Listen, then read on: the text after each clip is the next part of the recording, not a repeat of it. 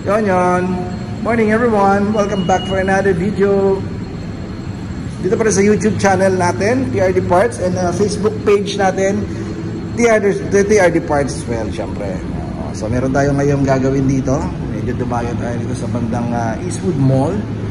Kakabit tayo ng, syempre, carbon Lodi.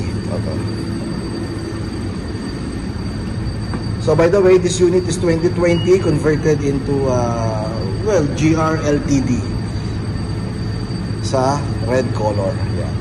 So carbon Lodi pa rin tayo. Then more carbon interior, kakabit din natin, medyo mabilis lang.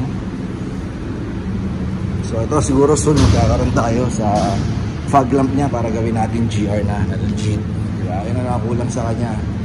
Then GR look na. Pati pa yung lower bumper. So balayan ko kaya, babaklas lang ako kaya Les. So ito yung mga piyesa na ikakabit natin sa kanya. Guys, if you notice meron siyang button dito pang smart key o pang smart entry. Doon kasi design itong door handle na ikakabit natin. Pero don't worry, kahit na G variant yan, tulad nito, possible naman na maikabit. Hindi lang talaga gagana tong button kasi meron yan socket dito. So wala tayo kakabit ng any socket. Diba? Yan guys. So natanggal ko na to. Pakita ko lang muna sa inyo paano ikabit.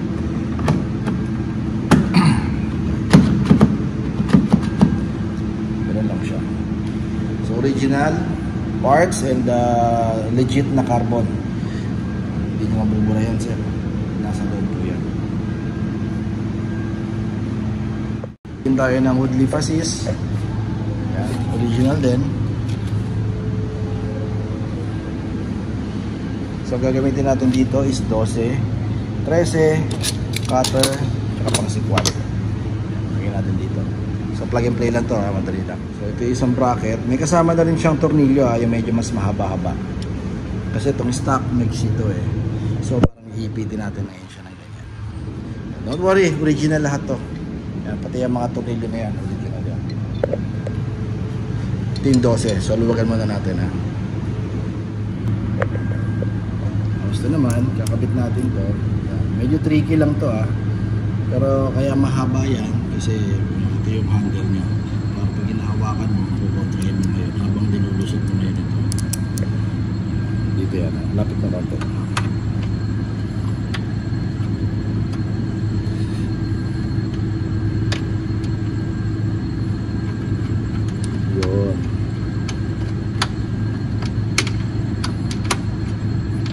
Pwede mo nasikipan ngayon to.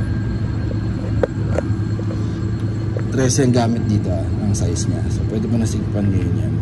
So dito ngayon lalabas yung dito ngayon pinakapit yung Woodley Fassis. So kapitan natin to. Snap on lang to sir Yan kung saan na siya maglalaro. Yun, malak na yan. Then dito, ganun din. Snap on lang din yan. So papalitan din natin itong trim na to ng carbon Lodi syempre para match na puro carbon dito.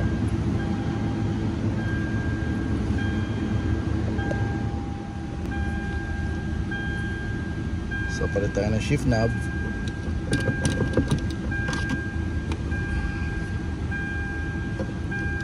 So by the way, lahat ng automatic na sasakyan ni Toyota pasok to. Basta automatic kasi nagkakaroon lang tayo ng pagkakaiba sa mga manual. Pero pagka matic, lahat yan pare-pareho ng Roscas, pare-pareho ng thread. So ito nagpalit din tayo. TBD pole. Kasi ito yung Lodi, diba? So palit din tayo sa charging port sa second row. So bakit natin kailangan palitan? Bakit nagpapalit? Well, hindi natin sinasabing hindi nagagasgas, pero syempre ang carbon, unang-una modelo, kaya nga kung tawagan Lodi, di ba? Then actually ang main reason is yung materials kasi na ginagamit or ginamit dito ng Toyota hindi ganun ka-durable.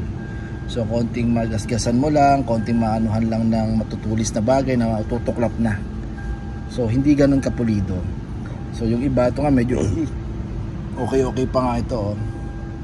Yung iba talagang tinamaan lang ng let's say yung mga sumasandal o kaya nagdi-4, tinamaan ng sapatos, nababakbak na agad yan. Kaya basta ito isang rason, at least hindi rin dumihin, di ba? Tignan pag naka-carbon. Yun, no? So 2020 G variant Fortuner.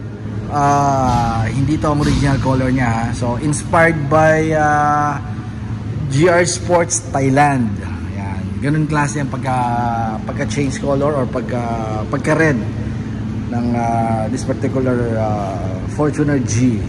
So gatin tayo ng hood lift assist. Ayan, so 7,000 for this, ha.